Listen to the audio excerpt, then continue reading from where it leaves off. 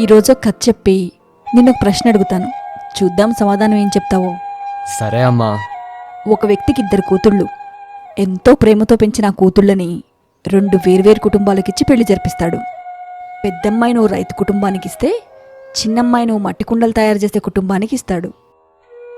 కొన్ని రోజులకి కూతుళ్ళ వైవాహిక జీవితం ఎలా ఉందో తెలుసుకోవడానికి ముందుగా పెద్ద కూతురింటికి వెళ్తాడు.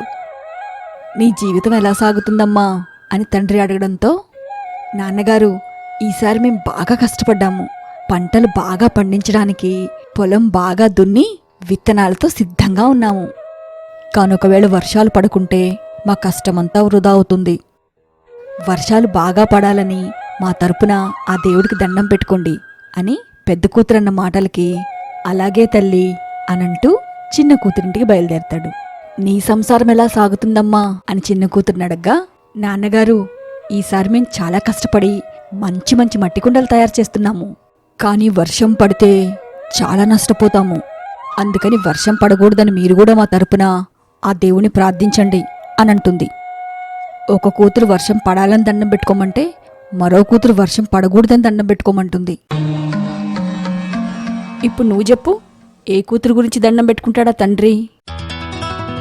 ఏ తల్లిదండ్రికైనా 2 సంతానం అంటే 2 కళ్ళ లాంటి వాళ్ళే కదమ్మా.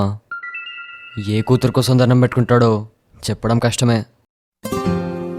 ఆ తండ్రి చిన్న కూతురుతో, వర్షం పడకుండా మీ కుండలు బాగా అమ్ముడుపై లాభాలొస్తే అందులో కొంచెం ధనాన్ని మీ అక్కకి సాయం చేయని చెప్తూ, పెద్దమ్మ ఇంటికెళ్ళి వర్షాలు బాగా పడి పంటలు బాగా పండితే మీకొచ్చే లాభంలో కొంత ధనాన్ని మీ చెల్లికి సాయం చేయని చెప్పి 2 కూతుళ్ళకి జీవన విధానం అర్థమయ్యేలా చెప్తాడు.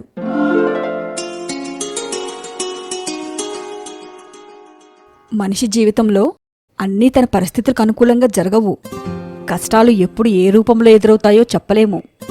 కానీ అలా సమస్యలు వచ్చినప్పుడల్లా ఏ విధంగా ఒకరికొకరు సహాయం చేసుకుంటూ ముందుకు సాగాలో అని నీతి సూత్రాన్ని బోధిస్తాడు. అర్థమైందమ్మా. నేను అన్నయ్య కూడా ఒకరికొకరం ఇలాగే తోడుకుంటాం.